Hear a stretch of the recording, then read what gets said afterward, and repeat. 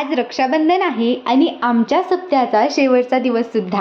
पण त्याआधी ना सकाळी सकाळी गावातून दिंडीचा कार्यक्रम असतो. त्यासाठी आम्ही सुद्धा सकाळी छान छान रेडी होऊन गावात आलो होतो. आणि मग काय, या छोट्यांच्या दिंडीत आम्ही सुद्धा सहभागी झालो. जेव्हा ही दिंडी गावातून प्रदक्षिणा घालत असते तेव्हा छान फुलांच्या वर्षावात त्या दिंडीचं स्वागत केलं जातं. आणि एरवी डीजेच्या तालावर नाचणारं पूर्ण गाव ढोल ताशांच्या तालावर नाचत असतं. प्रदक्षिणा पूर्ण झाल्यानंतर दिंडी पुन्हा विठ्ठल रुक्मिणीच्या मंदिरात येते आणि हा दिंडीचा सोहळा खरंच बघण्यालायक असतो. लहान मुलांनी वेगवेगळी पात्र खरंच अगदी सुंदर साकारली होती.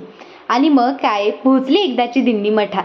या सगळ्या लहान मुलांचं खरंच खूप जास्त कौतुक वाटत होतं.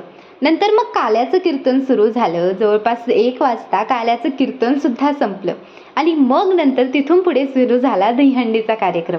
दहीहंडी फुटली आणि आमच्या सप्त्याचा शेवट झाला. गेले 7 दिवस चालत असलेला हा सोहळा या दिवशी संपला. आणि मग काय, आम्ही गेलो पोटपूजा करायला.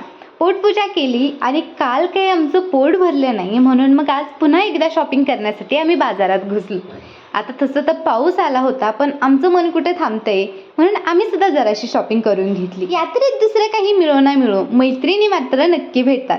त्यातलीच ही एक मैत्रीण बिचारी सगळ्या संसाराच्याच गोष्टी घेऊन आली. चला, आजसाठी एवढंच, भेटूयात उद्या. बाय.